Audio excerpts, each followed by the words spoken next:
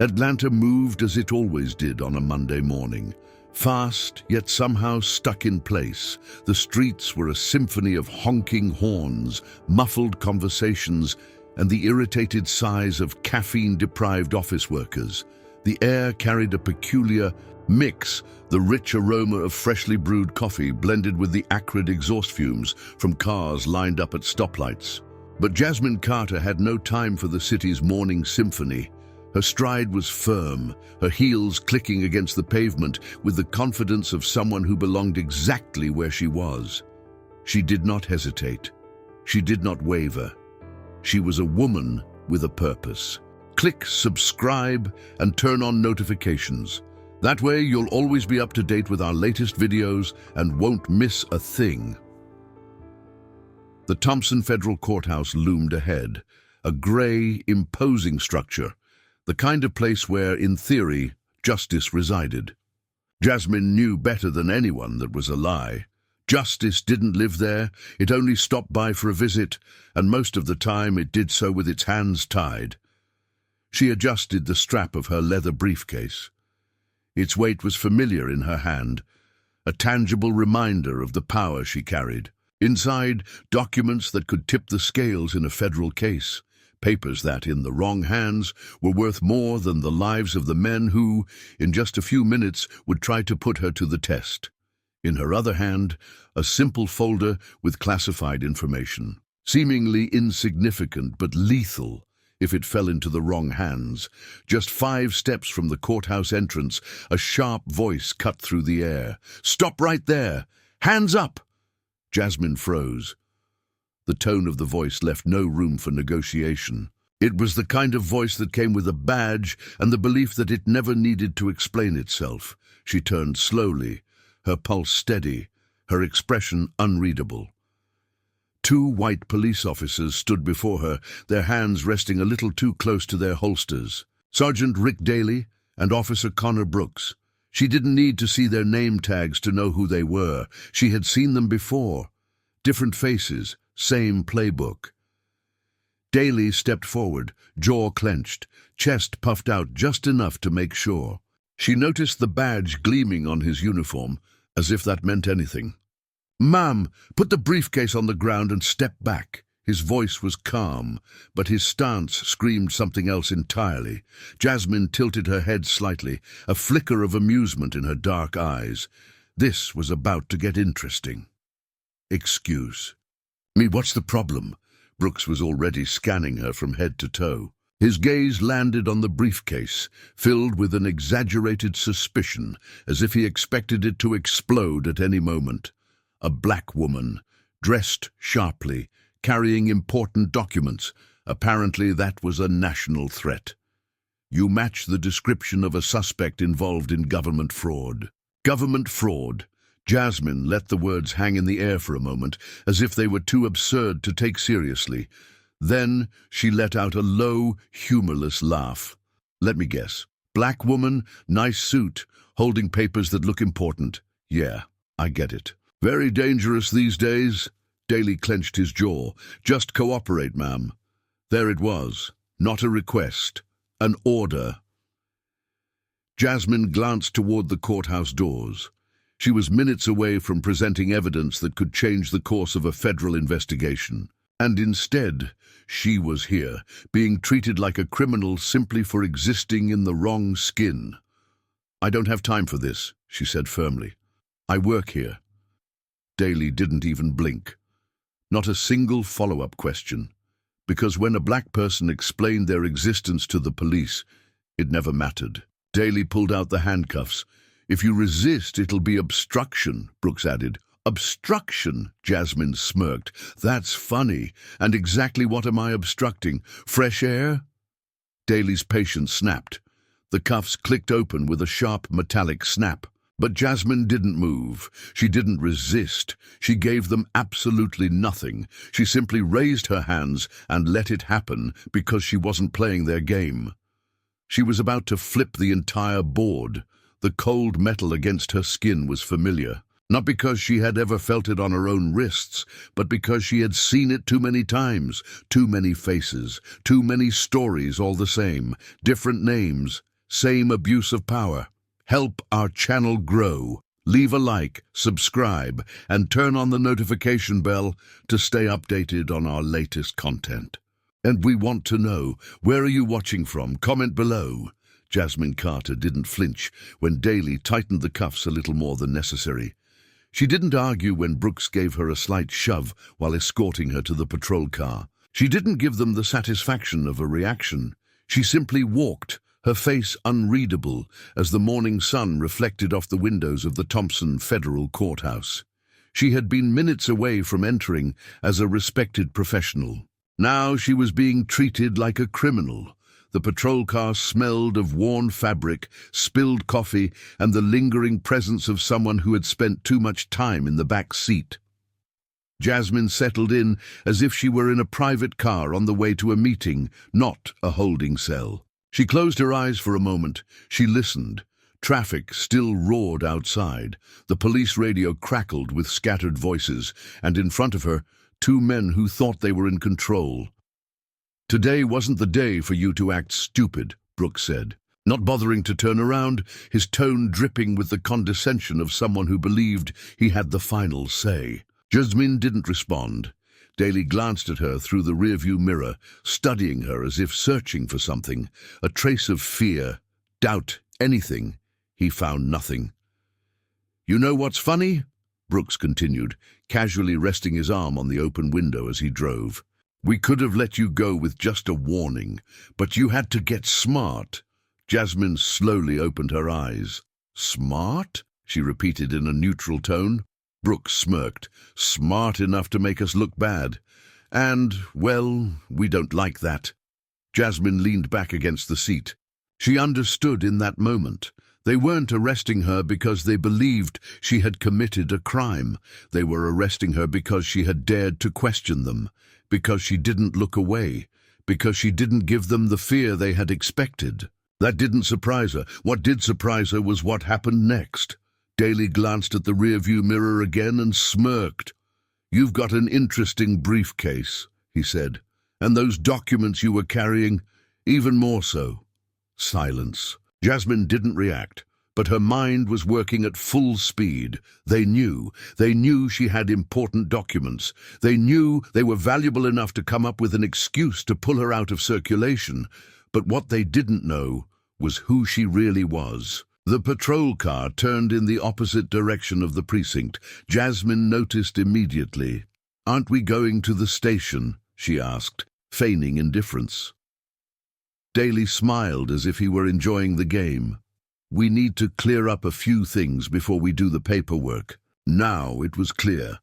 Jasmine Carter understood this wasn't just a simple arrest. It was something more, and that made it even more interesting. The police station smelled like all the others. Stale sweat, cheap disinfectant, and the stagnant air of bureaucracy. Jasmine Carter walked in with the same calmness with which she had approached the federal courthouse that morning, as if her wrists weren't marked by handcuffs, as if she hadn't just been kidnapped, because that was exactly what this was. Badge-backed kidnapping. Daly and Brooks escorted her in silence, weaving through hallways without stopping. They didn't process her at reception. They didn't have her sign any documents. That told her everything she needed to know. This wasn't in the system. They didn't want a record of this. Perfect. They led her to a more isolated section of the building, far from the station's usual hustle. A quieter hallway, lined with offices that didn't seem to be used often. Brooks pulled out a set of keys and unlocked a door. Inside, Jasmine stepped in. The room was small, windowless, with a single metal table and 2 chairs. A typical interrogation room, but without any visible cameras. They were confident. That made her smile internally. Daly shut the door behind them and leaned against it, arms crossed. Brooks sat across from her, dropping a folder onto the table. "Do you know what you've got here?" he asked, tapping the folder with his fingers. Jasmine leaned in slightly, as if genuinely considering the question. "Files, Documents, information you two shouldn't be concerned about. Brooks let out a dry chuckle. Oh, but we are, very much. Especially when someone like you tries to walk into a courthouse with this. Jasmine watched their body language. Daly was tense. Brooks was trying to act relaxed, but his knee bounced with nervous energy. They knew they had something big in their hands, but they didn't understand just how big. That was their mistake. Daly finally spoke. Let's make this easy. You tell us who gave you these documents, what you were planning to do with them, and maybe, just maybe, you walk out of here without federal charges for identity fraud and government fraud. Jasmine let out a soft laugh. Government fraud? Seriously? Daly didn't answer. Jasmine leaned back in her chair. Let's make this even easier. How long have you been planning this? Brooks blinked. What are you talking about? Jasmine smiled for the first time. A slow, calculated smile. Come on, Officer Brooks, don't tell me this was a last-minute decision. I'm not stupid. You didn't stop me by coincidence.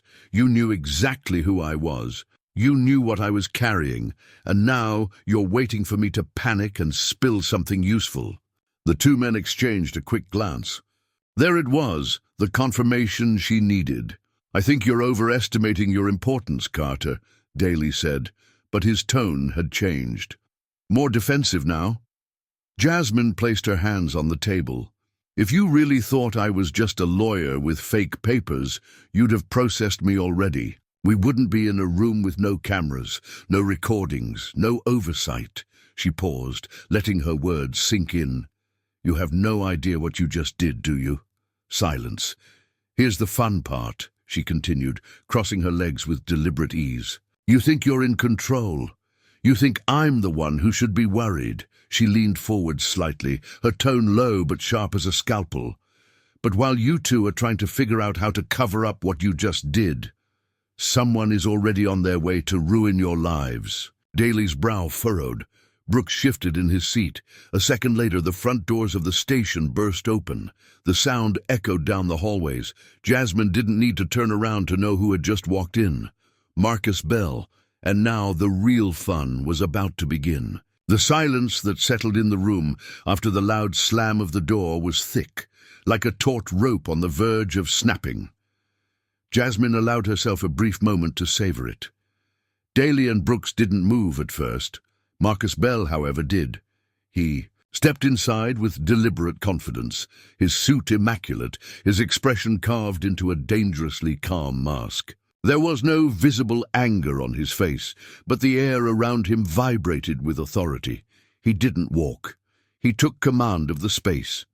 Stopping just at the threshold, his gaze swept over the two officers with surgical coldness before finally settling on Jasmine. Are you all right? His tone wasn't concerned. It was a formality, as if he already knew the answer and was merely waiting for confirmation. Jasmine smiled, perfectly composed. Never better. Bell nodded and slowly turned his head toward Daly. Now let's keep this simple, he said, his voice steady, not rising a single decibel. You're going to release my client. Right now. Daly crossed his arms and forced a tense smile. Mr. Bell, your client is in custody for— No, Bell interrupted, his voice a chilling calm that made the blood freeze. She's not in custody. She's been kidnapped. Daly's smile vanished. Brooks swallowed hard. Bell placed his briefcase on the table with a soft thump. Let's get something straight. He opened the case with surgical precision and pulled out a set of documents, sliding them across the table toward the two officers. This is an order from the Department of Justice.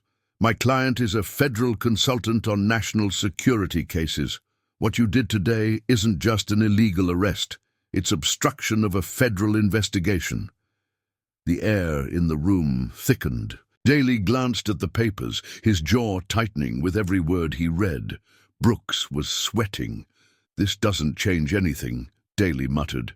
She was carrying classified documents without— Oh, don't worry about the documents, Jasmine interrupted with lethal calm. They were intended for a federal court hearing.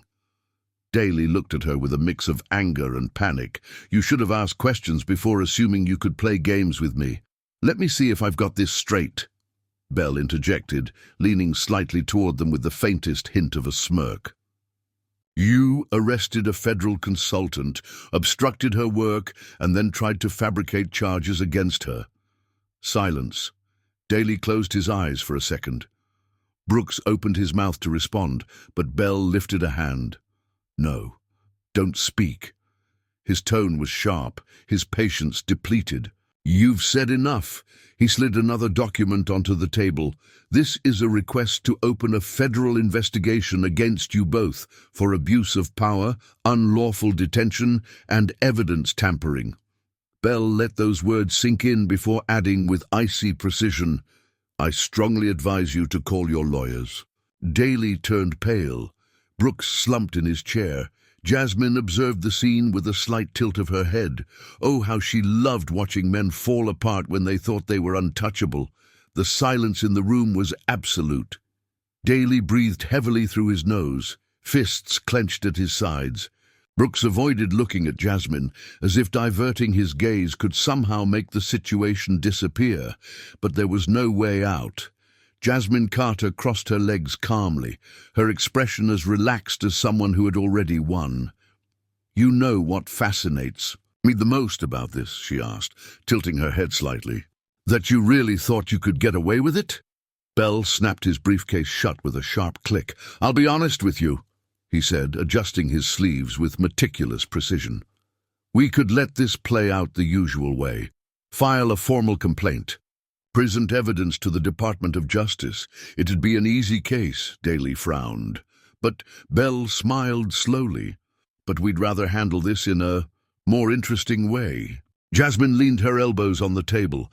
"Because, you see, you're not the real problem. You're just a symptom of something bigger, something deeper."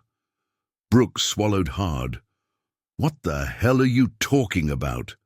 Bell slid another document across the table. Daly looked at it, and his face changed completely. It wasn't just an investigation request, it was a full dossier. "You've been on the radar for months," Jasmine explained with a serene voice. "Your patrols, your unwarranted arrests, the cases you've buried, the evidence you've tampered with. Did you really think no one was paying attention?" Brooks' eyes widened. You don't have proof of—" "No?" Jasmine smiled and slowly opened the file. "We have testimonies from victims, patrol car recordings, arrest records, and best of all," she took out another document and slid it toward Daly, "financial records." Daly remained motionless. Jasmine settled back in her chair and dropped the final bomb. "You've been receiving payments from certain local businessmen to handle specific cases. Not enough to trigger the FBI's radar, but just enough to raise suspicion in the right places." Brooks started sweating. This is a damn setup," he muttered. Bell tilted his head slightly. "No, Officer Brooks, this is a consequence." Daly took a deep breath and glared at Jasmine. "What do you want?" Jasmine held his gaze. "We want you to understand what it's like to be a pawn in a bigger game." Brooks blinked. "Are you offering us a deal?" Jasmine didn't respond immediately. Bell smirked coldly. "Let's just say we're giving you an option." Daly and Brooks exchanged glances. They knew their fate was sealed, but they still didn't know how this was going to end. The ticking clock on the wall was the only sound in the room. Tick, tock. Jasmine watched Daly and Brooks patiently. She gave them their time. She knew the thought had already taken root in their minds. Desperation was a slow-acting poison, and right now they were breathing it in with every second of silence. Daly was the first to speak. "If you think we're just going to cooperate with you—" Bell interrupted with a slight tilt of his head. "We don't want you to cooperate with us, Sergeant. We want you to cooperate with them." Silence. Brooks frowned. "Them?" Jasmine took the file and pulled out another document. "You've been very meticulous in covering your tracks. To a point. But someone else has been watching." Daly looked at the paper and his face fell apart. The Department of Homeland Security seal stood out at the top of the document. What is this? Jasmine folded her hands on the table. This is what happens when you mess with classified information. When you put your hands on my documents this morning, you triggered a protocol you don't even know about. A protocol that just turned you into witnesses in a federal investigation much bigger than you realize. Brooks swallowed hard. Investigation into what? Jasmine didn't answer immediately. She simply slid the document toward them. Daly read it in silence. His eyes darted back and forth, as if searching for something to tell him this was all a nightmare. He found nothing. His voice was barely a whisper, almost breathless. You knew about this beforehand? Jasmine tilted her head. We knew that sooner or later someone like you would try to intercept classified information. We just didn't know who. Until today. Brooks shook his head. No, this is insane. Bell placed his hands on the table. No, this is your only way out. Daly glared at him. What the hell do you want from us? Jasmine smiled. We want you to be useful. Tick-tock. Brooks dropped the document onto the table. You want us as informants. Bell smiled slowly.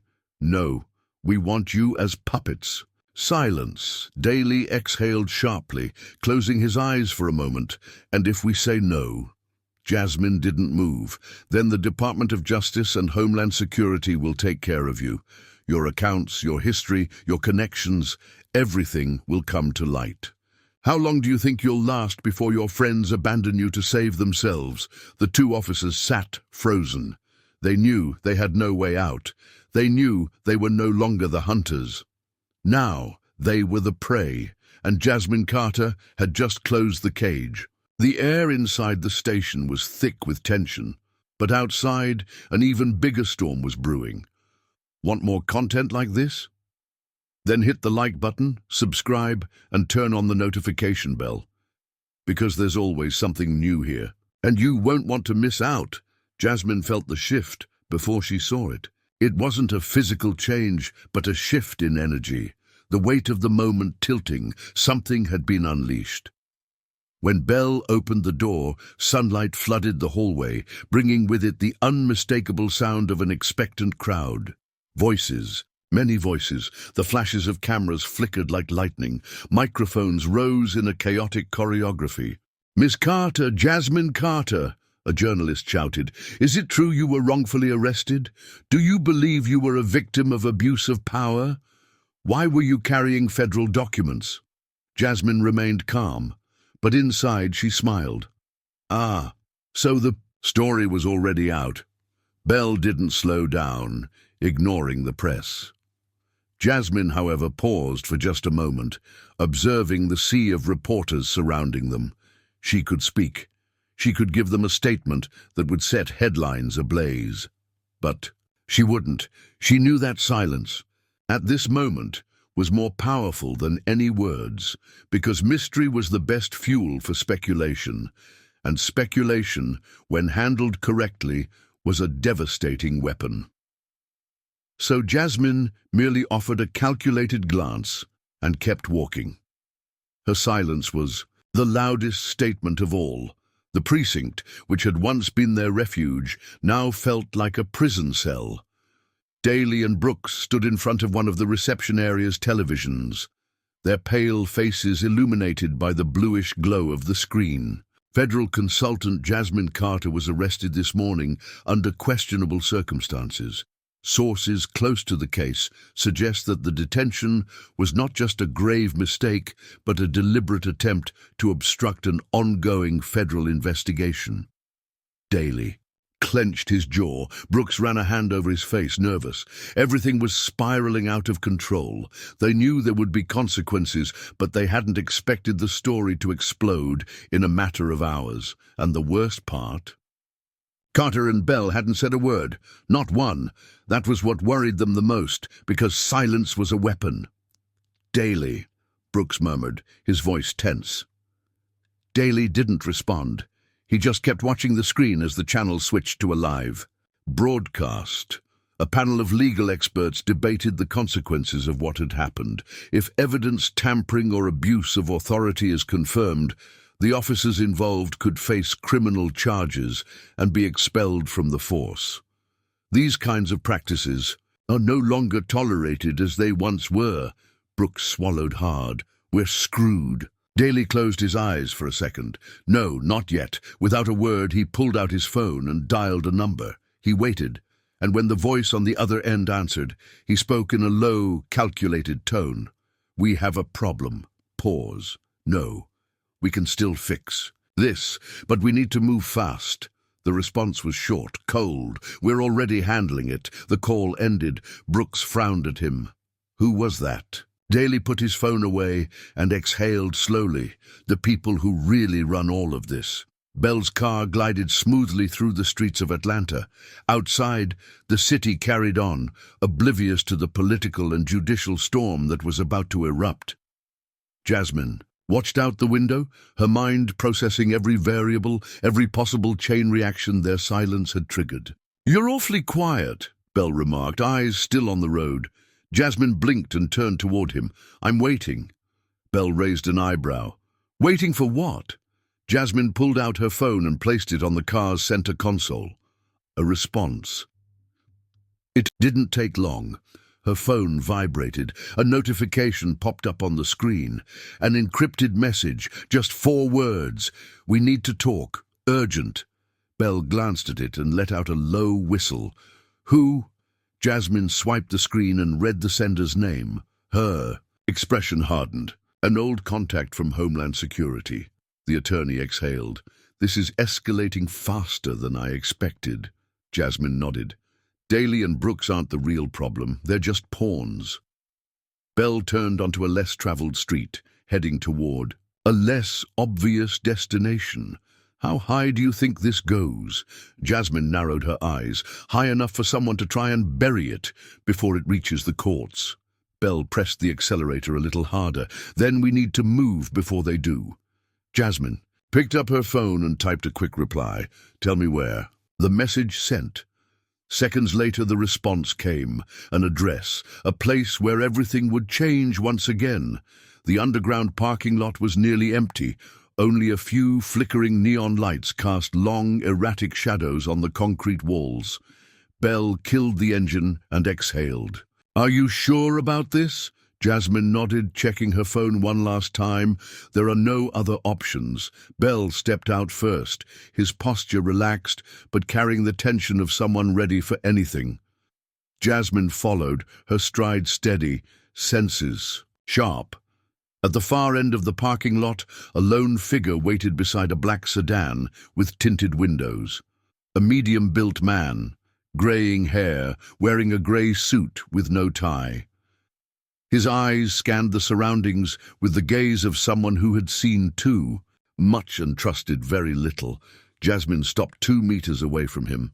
"Talk fast!" The man narrowed his eyes. "If you're here, it means you've already seen what you needed to see.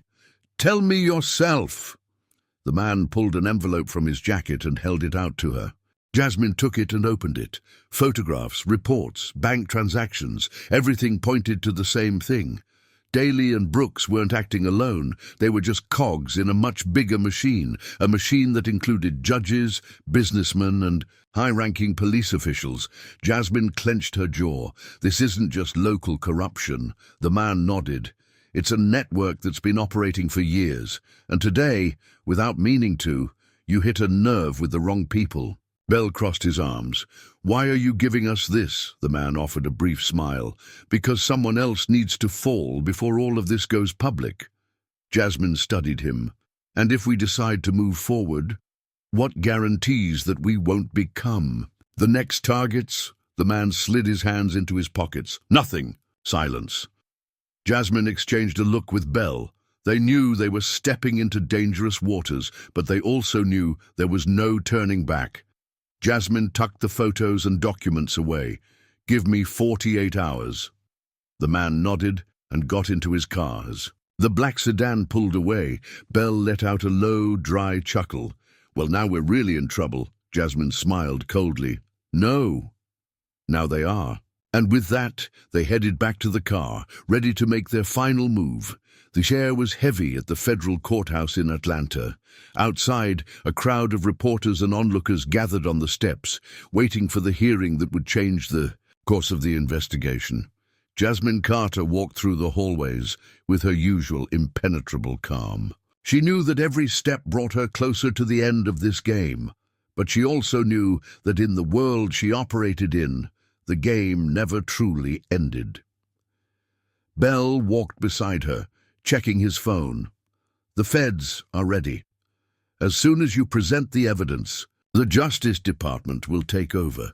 Jasmine nodded without breaking stride. Daly and Brooks? Bell smirked wryly. They sang. Everything. No hesitation. They chose to save themselves rather than protect their friends. Jasmine wasn't surprised. The courtroom was packed when they entered. Judges, prosecutors, attorneys. Too many eyes, all waiting for the moment everything would explode. Jasmine took a seat at the main table, a closed briefcase in front of her. The judge struck his gavel. Miss Carter, I understand you have relevant information for this court. Jasmine took a deep breath and opened the briefcase. The photos, the transactions, the connections between corrupt police, judges, and powerful businessmen. Everything was there. She spread the documents across the table and met the judge's gaze with an unflinching expression. Your Honor, what you have before you is evidence of a corruption network that has been operating in this city for years, with the complicity of high-ranking officials, businessmen, and members of the judicial system. A murmur of shock rippled through the courtroom. The judge flipped through the documents, his expression growing stiffer with each page. This is serious. Jasmine leaned back slightly in her chair. Yes, it is. The judge lifted his eyes and looked at the prosecutors. Initiate proceedings, now. Chaos erupted in the room, attorneys arguing, phones ringing, journalists rushing out to break the news. Jasmine simply sat back, watching as the pieces fell exactly where she had placed them. Bell leaned slightly toward her. And that's how you bring down an empire. Jasmine smiled. No, that's how you start the next game. She stood up, picked up her briefcase, and walked out of the courtroom with the same calm she had walked in with. Outside, the flashes of cameras greeted her like thunder. But Jasmine Carter was already thinking about her next move, because in her world, there was always another board waiting, and she never stopped playing. If this story inspired you, hit the like button to support the channel and subscribe for more content like this. Don't forget to turn on notifications so you never miss an update, and tell us, where are you watching from?